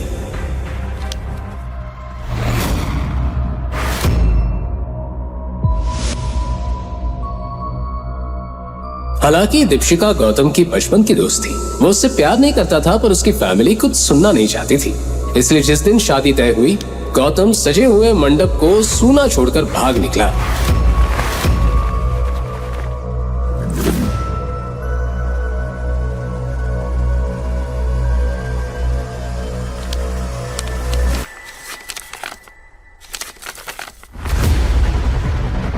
सुमेर भवन में आज ही वो मंडप उसी तरह से सजा हुआ था। मैं तो चौंका हूँ, मस्तारी बहुत याद आवे है। हुक्म, जब से आप गए हो महल सुना हो गया है। और मुंशी जी, मैं एक मुसीबत में हूँ, आपकी मदद की जरूरत है। हम जानते हैं आप किस मुसीबत में फंसे हो। ये मुंशी तो ये भी जाने हैं कि आप इस वक्त हो कहाँ, किस फैमिली के घर जमाई बनकर रह रहे हो। आपकी सास, ससुर और पत्नी, सबके बारे में इस मुंशी के पास पक्की खबर है। गौतम पिछले 4 साल से अपने परिवार और रंजौर से दूर भाग रहा था, लेकिन उसके पापा उसकी एक चीज पर नजर रखे हुए थे। ठीक है, तो मुझे 30 लाख की सख्त जरूरत है। मुझे जल्द से जल्द चाहिए। ऐसा क्यों कर रहे हो? आप एक राजकुमार होके किसी के घर का काम कर रहे हो, छोटा गंदे बर्तन साफ कर रहे हो। समझ भगवान। मुंशी जी, मुझे इस बारे में कोई बात नहीं करनी है। मैं सिर्फ इतना जानना चाहता हूँ कि आप मेरी मदद करेंगे कि नहीं। हुकुम, 30 लाख तो हम आपको दे देंगे, लेकिन बड़े हुकुम की वही शर्त है। क्या शर्त है? आपको दीपशिका से शादी करनी होगी। मुंशी जी, मेरी शादी हो चुकी है। मैं दीप्ति से कैसे शादी कर सकता हूँ? ये पॉसिबल नहीं है। बड़े हुकुम, आपकी शादी को शादी नहीं मानते। आपका समर भवन से चले जाने के बाद बड़े हुकुम के ऊपर कई सवाल उठे। ये मुंशी अपने मालिक की बात के खिलाफ नहीं जा सकता। पैसों के बदले आपको अपनी पत्नी को तलाक देना होगा और दीपशिका बिटिया से शादी करनी होगी। मना करता उससे पहले ही सामने अवनी का चेहरा घूमने लगा, जो अपनी जान जोखिम में डालकर कबीर जैसे अय्याश लड़के से मदद मांगने जा रही थी। ठीक है मुंशी जी, मुझे मंजूर है, लेकिन मुझे 1 साल का वक्त चाहिए। मैं खुद ही अवनी को छोड़ दूंगा और बड़े हुक्म जिससे चाहते हैं मैं उससे शादी कर लूंगा। जहाँ 4 साल आपका इंतजार किया है, वहाँ 1 साल और सही। बड़े हुकुम भी ये बात सुनकर खुश हो जाएंगे। लेकिन मेरी भी एक कंडीशन है। इस 30 लाख के साथ साथ मुझे एक और चीज चाहिए। मुझे चैरियट ग्रुप चाहिए। Chariot group? लेकिन क्यों? ये सब मैं आपको बाद में समझाऊंगा। हुक्म आपको शायद अभी बताना पड़ेगा, क्योंकि ये मुंशी इस वक्त चैरिट ग्रुप के बाहर ही खड़ा है। क्या आप चैरिट ग्रुप के बाहर हैं? हाँ हुक्म, यहाँ तो काम पड़ता ही रहता है। आप यहाँ आ जाइए, तब तक मैं चैरिट खरीदने की डील का प्रोसेस शुरू करता हूँ। ठीक है मुंशी जी, मैं अभी आ रहा हूँ। गौतम मुंशी जी के काम करने के तरीके को जानता था। मुंशी कमल स्वरूप अपनी बोली के धनी थे, जिनके आगे बड़े बड़े लोगों का मुंह बंद हो जाता था। गीता अभी भी अवनी को कबीर के पास जाने को बोल रही थी। जल्दी से पहले चेक ले आता हूँ, तभी मैं अवनी को कबीर के पास जाने से रोक सकता हूँ। वो अनन्या कहाँ है? मुझे डिस्टर्ब मत करो, मुझे अनन्या के पास जाना है। I need to meet her right now। कहाँ है अनन्या? मैं अभी तुम घर जाओ। आप कहाँ जा रही हैं? कॉन्फ्रेंस रूम में। Thank you Mrs Lobo. अभी नहीं। अनन्या, अनन्या, मुझे आज की क्राइसिस के बारे में तुमसे बहुत जरूरी बात है। अभिनव को इस तरह देखकर सभी लोग हैरान हो जाते हैं। सबको बखूबी पता था कि अभिनव सिंह परिवार का एक नाकारा घर जमाई है। अभिनव गेट आउट। अभी नहीं। अनन्या, मैं तुम्हें इस मुसीबत से, तुम सबको इस मुसीबत से निकाल सकता हूँ। मेरे पास रास्ता है, मुझे 5 मिनट दे दो बस। अभिनव का इतना कहना ही था कि तभी चिराग अपनी कुर्सी से उठा। ये कॉन्फ्रेंस रूम है। तेरी हिम्मत कैसे हुई कंपनी के मैटर्स में बोलने की? अनन्या, सबसे पहले तो इस आदमी को इस कंपनी से निकालो। जब से इस कंपनी में आना, इस कंपनी की बैंड बज गई है। Ananya, take your own decisions. Chirag Abhinav को कॉन्फ्रेंस रूम के बाहर धकेल देता है। सिक्योरिटी, उठा के फेंक दे इस आदमी को बाहर। लोगों को अभिनव की हालत पर तरस आने लगता है और वो चिराग से रिक्वेस्ट करते हुए कहती है, sir, I will take care of this matter. You can go inside for the meeting. अच्छा, आप फाइल्स लेके आई हैं? यस। दीजिए मुझे। गुस्से में लाल चिराग वापस कॉन्फ्रेंस रूम में चला जाता है। Leave him. ये कोई चोर उचक्का नहीं है, ये आपकी अनन्या मैडम का पति है और सिंह परिवार का घर जमाई है। भूल जाते हो क्या ये सब तुम लोग? Thank you Mrs Lobo. जितनी इज्जत मुझे आपसे मिलती है, उतनी शायद अनन्या और उसकी मम्मी से भी नहीं मिलती। You idiot, come with me right now.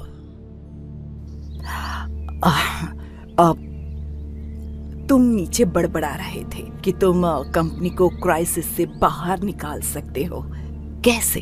कैसे तो अभी मुझे नहीं पता मिसेस लोबो, लेकिन मुझे कुछ भी मदद करने के लिए पहले कुछ इन्फॉर्मेशन चाहिए होगी, उसके बिना मैं हेल्पलेस। कैसी इन्फॉर्मेशन? मुझे इस कंपनी के इन्वेस्टर्स की डिटेल्स चाहिए, शेयर होल्डर्स की लिस्ट चाहिए और बैलेंस शीट देखनी है। उसके बिना मैं कुछ भी नहीं कर पाऊंगा। अभी तुमने देखा ना क्या हुआ, और इतना सब होने के बाद कंपनी का कोई भी एम्प्लॉय तेरी मदद नहीं करेगा तो कैसे होगा? एक आदमी है जो तुम्हारी मदद कर सकता है। कौन? रविकांत देसाई सर। वो अनन्या के ग्रैंडफादर के बहुत क्लोज थे। वो तो ठीक है, लेकिन आजकल चिराग ने सबको साइड वेस्ट कर दिया है ना।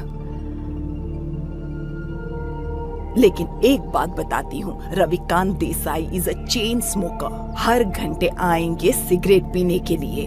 तुम यहाँ उसका वेट करना, उसके साथ कोशिश करना बात करने की, उसको कन्विंस करने की पूरी कोशिश करना। I am sure you can do it. Okay, अब मुझे जाना होगा।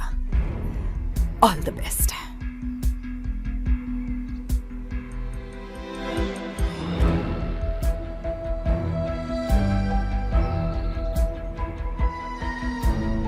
नमस्कार मंत्री जी, कैसे हैं आप? अरे अभिनव जी, आपने हमें कॉल किया? हमारे तो भाग्य ही खुल गए। अरे नहीं, ऐसा कुछ भी नहीं है, मुझे एक छोटा सा काम था आपसे। एक गरीब डिलीवरी बॉय अभिनव की मंत्री जी से कैसी थी पहचान? मंत्री जी अभिनव से इतनी विनम्रता से बात क्यों कर रहे थे? फोन पर अभिनव मंत्री जी को कुछ समझा रहा था, तभी रविकांत देसाई और रविकांत वहाँ आ गए। हाँ तो फॉरेन डिटेल्स पता कीजिए मंत्री जी और मुझे कॉल बैक कीजिए। अभी मैं रखता हूँ जी।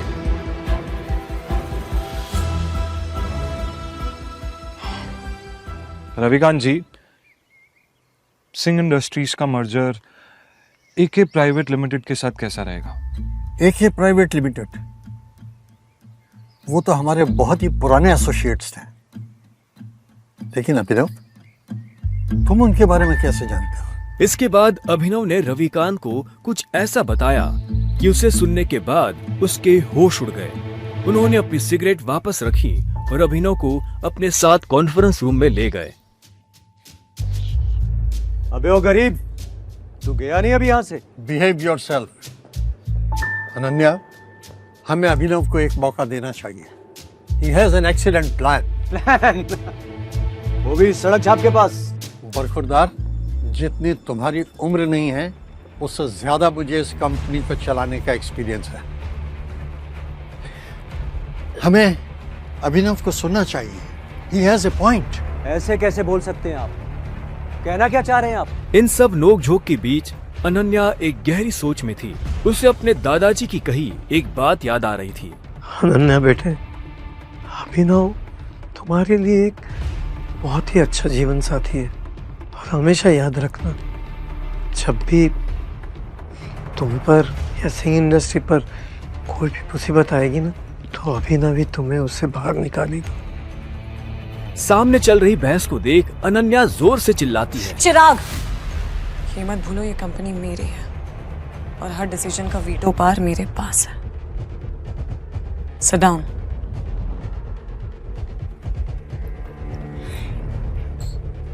अभिनव, बैठो और जल्दी कहो।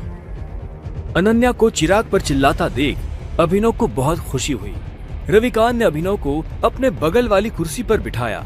बैठते ही सामने रखे पानी के गिलास को अभिनव ने एक सांस में गटक लिया। अनन्या, मुझे सबसे पहले कंपनी के इन्वेस्टर्स की डिटेल्स चाहिए होगी, शेयर होल्डर्स की लिस्ट चाहिए होगी एंड बैलेंस शीट देखनी होगी। उससे पहले मैं कुछ नहीं कर पाऊंगा। This is too much. हम ऐसे किसी के साथ भी अपनी कंपनी की डिटेल्स नहीं दे सकते। मौतिक, लैपटॉप पास करो। अनन्या, तुम अभी भी इस गधे की बात सुन रहे हो? लैपटॉप पास करो। चिराग, why don't you mind your language, हाँ? क्यों भूल जाते हो कि अभिनव मेरा पति है? 2 साल में पहली बार अभिनव ने अनन्या को उसके लिए लड़ते हुए देखा था।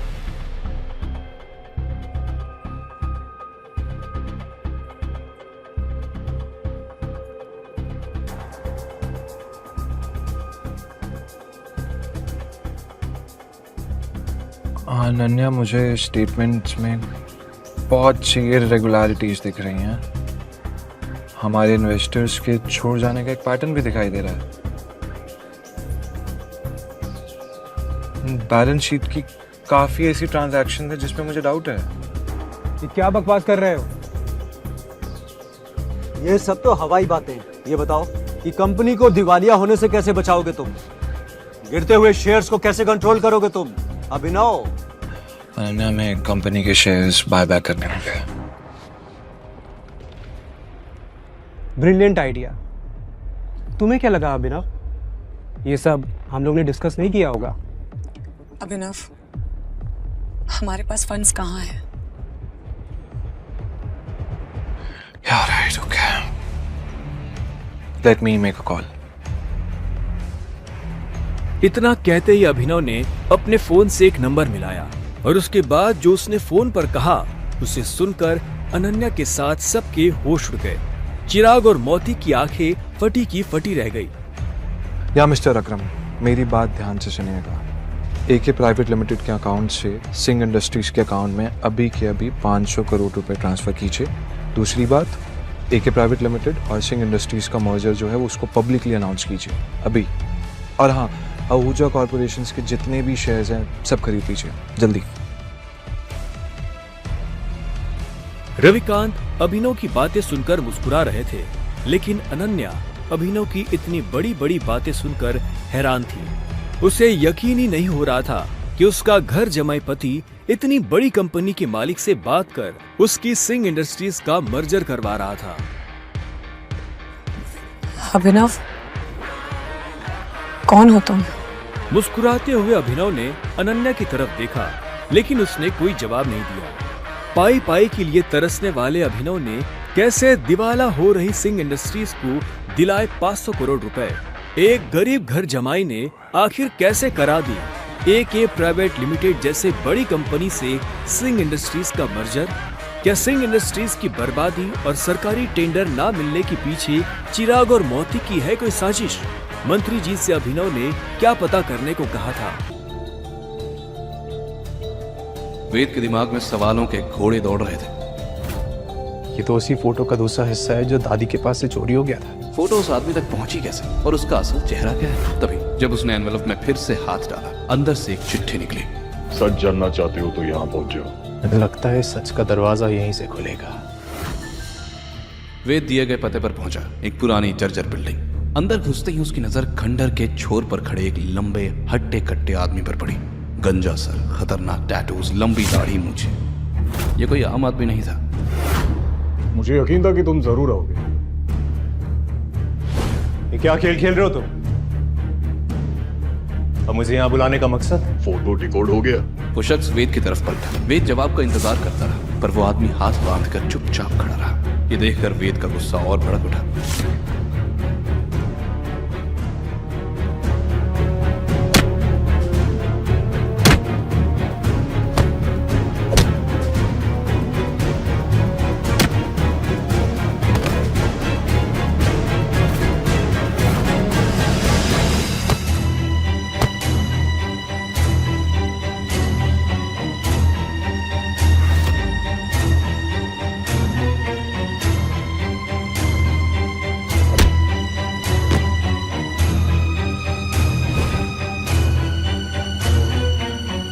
किंग, तुम मुझे किंग क्यों बुला रहे हो? क्योंकि तुम्हारे पापा के बाद तुम ही किंग हो। किंग, तुम्हारा बाप गद्दार नहीं है, तुम्हारा खून गंदा नहीं है। सही वक्त आने पर तुम्हें सब समझ में आ जाएगा। तुम्हें उनकी मौत का बदला लेना होगा। ये खेल तो बहुत सालों पहले शुरू हो गया था, वैसे खत्म भी तुम ही करोगे। मैं रकीम, तुम्हारे पापा का बॉडीगार्ड, और ये फोटो तुम्हारे पापा ने तुम्हारे लिए छोड़ी थी। सिर्फ तुम ही इसमें लिखे मैसेज को डिकोड कर सकते हो। अब इस फोटो को डिकोड कर दो, जवाब खुद ही मिल जाएगा। लेकिन फोटो का दूसरा हिस्सा तो चोरी हो चुका है। मतलब उन्हें पता चल गया है। कोड को डिकोड करने के लिए फोटो का दूसरा हिस्सा बहुत जरूरी है किंग। समय किसी के लिए नहीं रुका है किंग। हम फिर मिलेंगे।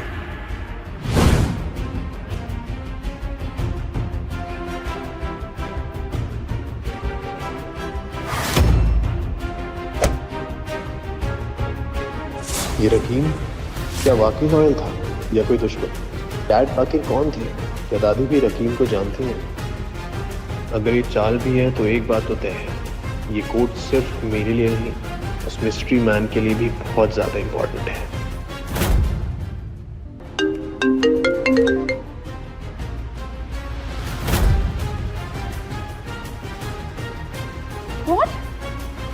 दादी का एक्सीडेंट? इस वक्त दादी का एक्सीडेंट, ये सब स्कॉलर का काम तो नहीं। अगर मैंने अपनी आइडेंटिटी नहीं बताई, क्या वो सच में दादी को नुकसान पहुंचा सकता है? और रॉक फैक्ट्री के पास क्या कर रही थी? अभी कहाँ है वो? Trauma centre. Fine fine, I am coming. क्या हो? क्या सावित्री का एक्सीडेंट कोई साजिश है? क्यों रकीम ने वेद को किंग कहकर बुलाया? क्या सच में वेद करने वाला है रकीम पर भरोसा? और क्या वेद कियारा की ट्रेटर को ढूंढने में मदद कर पाएगा? क्या है उस चिट्ठी का राज? कियारा और वेद की ये तकरार क्या नया मोड़ लाने वाली?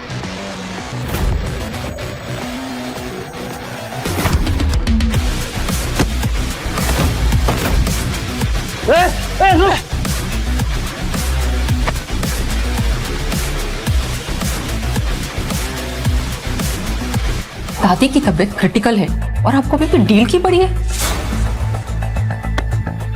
हमारे दुश्मन, हमारे राइवल्स को माँ की कंडीशन का पता चल गया तो वो हमें बर्बाद करने के लिए हर दांव चलेंगे। और अगर माँ को कुछ हो गया तो? कुछ नहीं होगा दादी को।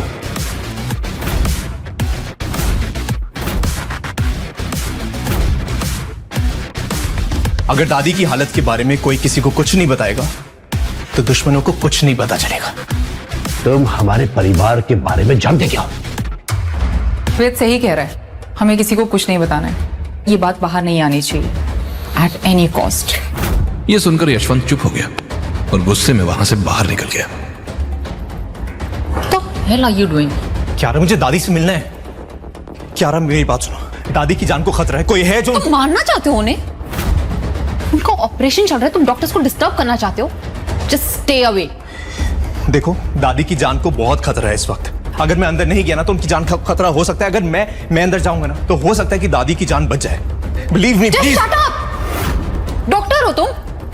जस्ट बिकॉज दादी ने तुम्हारी शादी मुझसे करवाई है ना, इसका मतलब ये नहीं कि तुम मुझे अब बताओगे क्या सही है और क्या गलत। एक बार दादी को होश आ गया ना, I promise I make sure कि तुम मेरे आसपास भी ना दिखो, चाहे उसके लिए मुझे ये शादी तोड़नी ही क्यों ना पड़े। चल चल चल। क्या मैडम, यही जो जबरदस्ती इधर घुस के आ गया। सॉरी मैडम, हमें नहीं पता था ये आपके साथ में। I don't know him. ले जाओ इसे। कियारा ने ऐसे मुंह मोड़ लिया जैसे सच में वो उसे नहीं जानती थी। क्यारा मेरी बात सुनो, मेरा दादी से मिलना बहुत ज्यादा इंपॉर्टेंट है, उनकी जान जा सकती है। क्यारा प्लीज भी, क्यारा प्लीज मेरी बात सुनो। चल फुट ले यहाँ से।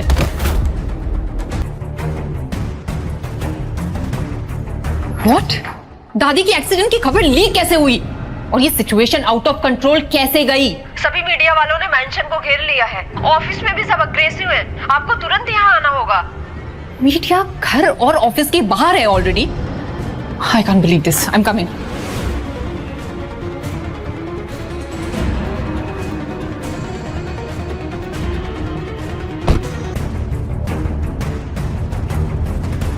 तभी उसने नोटिस किया कि ड्राइवर उसके ऑफिस के रास्ते की ऑपोजिट गाड़ी घुमा रहा था। भैया आपने गलत ले लिया है, हमें लेफ्ट लेना था। ये आप कहां ले जा रहे हो? भैया गाड़ी रोकिए, गाड़ी रोको।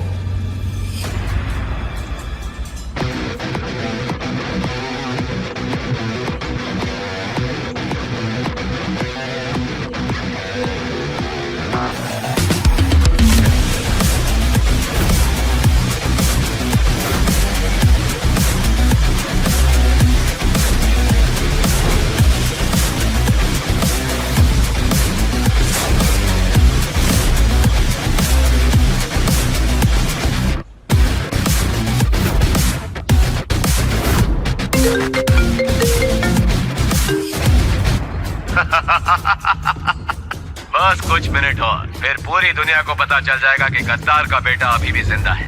सामने देख, कैमरा लाइव होने वाला है। अगर 2 बजने से पहले तूने अपना सच अपने मुंह से दुनिया को नहीं बताया तो दोनों जिंदगियां वहीं पहुंच जाएंगी जहां तेरे माँ बाप सड़ रहे हैं।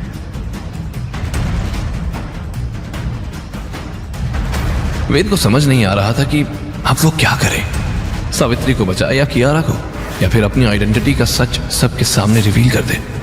भाग जा वेद, बेटा भाग जा। कल इनसे हमारा बदला लेने के लिए आज तुझे जिंदा रहना होगा वेद। और अगर उसने सावित्री और कियारा को खो दिया तो वो जिंदा रहकर भी कभी अपने माँ बाप के हथियारे तक नहीं पहुंच पाएगा। वेद के पास सिर्फ 5 मिनट का वक्त था और इस 5 मिनट में उसे अपनी जिंदगी का सबसे बड़ा फैसला लेना था। आखिर किसे चुनेगा वेद, कियारा को, सावित्री को या खुद को? आखिर कौन है जिसने वेद को इस मोड़ पर लाकर खड़ा कर दिया है? अरे सर आप यहाँ?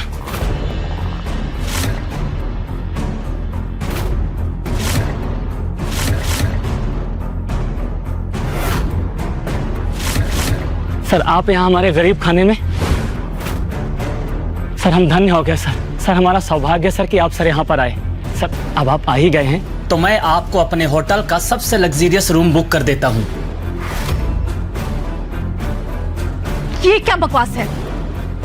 हमारे लिए आपके पास अगले 3 दिन तक कोई कमरा नहीं है और इस भिखारी के लिए स्पेशल रूम। हाउ? क्या कहा आपने? भिखारी? लगता सर के बारे में आपको मालूम नहीं है। गौतम साहब। और इससे पहले कि वो मैनेजर आगे कुछ कहता कि अंदर खबर फैल गई। जैसे ही अंदर खबर फैली कि गौतम उमेद भवन में आया है, अंदर से राज्य के सीएम गौतम सर अपने सभी नेताओं के साथ बाहर आए और फिर जो हुआ उसे देखकर तो अवनी, रिया और उसकी सहेलियां लगभग बेहोश हो गईं।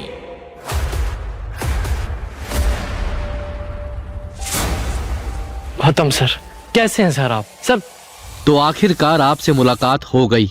सब सच कह रहे थे। आज मेरा और मेरी पार्टी का लकी डे है सर। इलेक्शन आ रहे हैं सर, आपकी कृपा दृष्टि हम पे बनाए रखिएगा सर। पूरे राज्य में सब एक ही बात कहते हैं सर, जिसके सर पर गौतम जी का हाथ है, उसी की सरकार, उसी का विकास है। बस गौतम सर, आपसे सहयोग क्या हो सकता है? अपनी इतनी खातिरदारी देखकर जहां गौतम अनकंफर्टेबल फील कर रहा था, वहीं दूसरी ओर अवनी और उसके दोस्त हैरान थे कि गौतम के आगे राज्य का चीफ मिनिस्टर और शहर के सबसे बड़े 5 स्टार होटल का मैनेजर हाथ जोड़े खड़े थे। तभी गौतम ने आंखों ही आंखों में उन दोनों को कोई इशारा किया।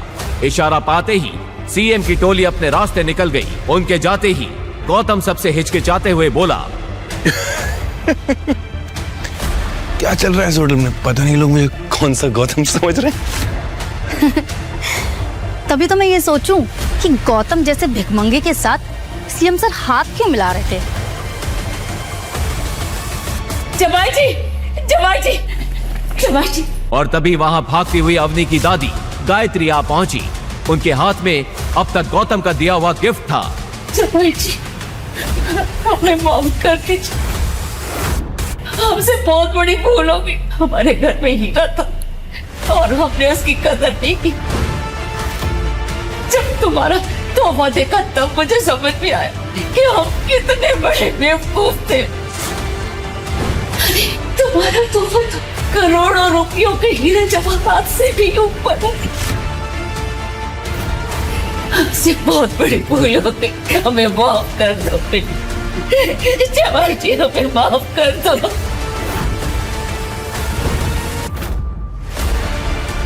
वो दादी, गौतम ने ऐसा क्या खजाना दे दिया आपको कि आप दौड़ी चली आई यहाँ पर? दिखाओ जरा, 1 मिनट। जब अवनी और उसके दोस्तों ने वो तोहफा खोला तो सबकी हवाएं उड़ गईं। आखिर ऐसा क्या गिफ्ट दिया था गौतम ने? क्या सच में गौतम कोई बड़ा आदमी है? अगर है तो वो कौन है? कोई माफिया, पॉलिटिशियन, बिजनेसमैन या कहीं का किंग? लेकिन अगर वो इतना अमीर और पावरफुल है तो ऐसे गरीबों और लीचड़ों वाली लाइफ क्यों जी रहा था? सबसे पहले मुझे कंपनी के शेयर होल्डर्स और इन्वेस्टर्स की लिस्ट चाहिए और बैलेंस शीट भी देखनी है, उसके बाद ही कुछ कह पाऊँ। दृष्टि, ये बहुत ज्यादा हो रहा है। हम ऐसे ही किसी को अपनी कंपनी की डिटेल्स शेयर नहीं कर सकते। लैपटॉप दो सर। प्लीज। चलो। दृष्टि, तुम इस कुत्ते की बात। ऋषभ, भूलो मत, तुम्हारी बॉस का पति है जिसके बारे में तुम ऐसे बात कर रहे। अगली बार तमीज का इस्तेमाल जरूर करना। 2 साल में पहली बार शिवम ने दृष्टि को उसके लिए लड़ते हुए देखा। दृष्टि की बात सुनते ही उसका सीना चौड़ा हो गया। Shivam, you continue.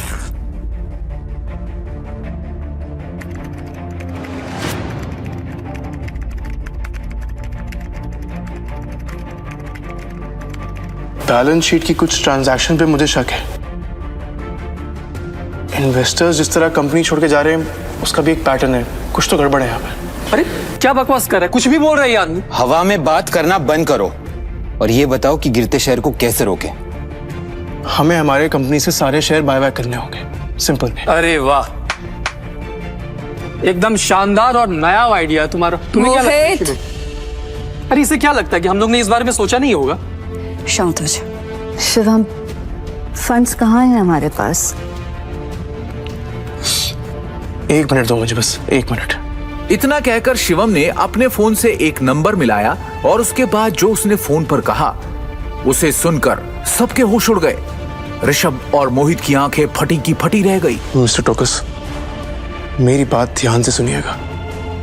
सबसे पहली बात, राजाडा ग्रुप से नारंग इंडस्ट्रीज को फौरन 500 करोड़ ट्रांसफर कीजिए। दूसरी बात, राजाडा ग्रुप और नारंग इंडस्ट्रीज के बीच में मर्जर अनाउंस कीजिए।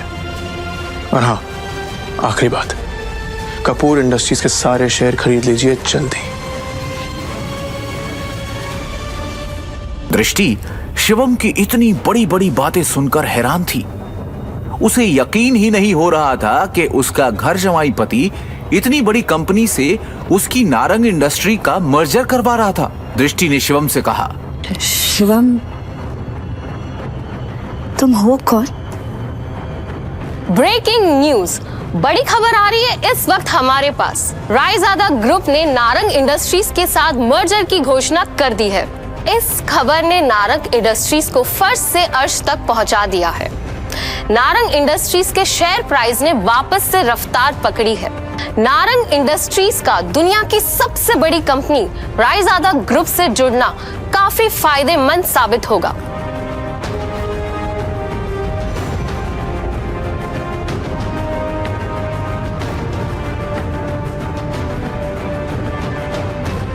क्या दृष्टि को मिलेगा शिवम से अपने सवाल का जवाब? आखिर क्या राज छुपा है शिवम की असलियत के पीछे? रायजादा ग्रुप से शिवम का क्या रिश्ता है?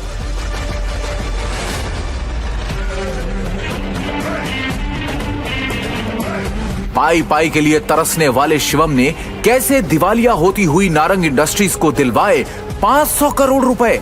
एक फटीचर इंसान ने कैसे देश की सबसे बड़ी कंपनी रायजादा ग्रुप से नारंग इंडस्ट्रीज का मर्जर करवाया? नारंग इंडस्ट्रीज के हाथ से टेंडर निकल जाने के पीछे क्या ऋषभ की कोई साजिश थी? सर, अभी बहुत सारे कस्टमर हैं, प्लीज आप बाद में आइए। मुझे वो 12 लाख रुपए वाला हार खरीदना है। गौतम की बात सुनते ही सभी सेल्समैन हंसने लगे। ओनर भी अपनी हंसी पर कंट्रोल नहीं कर पा रहा था। के नेकलेस भाया, थारो दिमाग अपनी जोरू के पर्स में छोड़ के आ गए हो के? मुझे तो लगता है इसके अंदर का जो मर्द है ना, अचानक अभी अभी जाग उठा है। अगर हंसी ठटोला हो गया हो तो काम की बात करें। तू सच में नेकलेस खरीदेगा? तेरी औकात नहीं है नेकलेस खरीदने की। मेरी औकात क्या है तुम ये सोच भी नहीं सकते। फिलहाल मैं यहाँ सिर्फ एक कस्टमर बन के आया। बहुत हो गई इसकी चेचे। सिक्योरिटी, उठा के बाहर फेंक दो इसे। अब तू जाएगा सीधे पुलिस स्टेशन। ये जो शॉप है ना, इस पूरे मार्केट का बहुत नामी शॉप है। अगर एक भी आवाज दी ना मैंने तो लोग इतने इकट्ठे हो जाएंगे और तेरे साथ क्या क्या करेंगे मैं बता भी नहीं सकता हूँ। सबसे पहले तुझे यहाँ के लोग मारेंगे और फिर पुलिस स्टेशन में तुझे ले जाके पुलिस मारेगी। ये बात सुनते ही गौतम ने अपना मोबाइल निकाल लिया। वो अब पीछे हटने वाला नहीं था। Hello Munshi ji, shop number 105 old city Ajit Nagar. आपके पास 10 मिनट है यहां पहुंचने के लिए।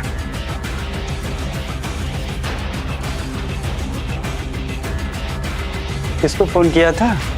कोई सुरमा को किया था क्या कि जो आएगा और तुझे बचा के लेके जाएगा? वो तुझे अगले 10 मिनट में पता चल जाएगा। सेल्समैन का चेहरा गुस्से से लाल हो चुका था। उसी वक्त आसपास के लोगों ने मौका देखते ही गौतम के ऊपर ताने बरसाना शुरू कर दिया। इस देश में गरीबी का प्रॉब्लम नहीं है, प्रॉब्लम है इन जैसे गुंडों का। देखो तो सही, इतना जलील होने के बाद भी सामने खड़ा है।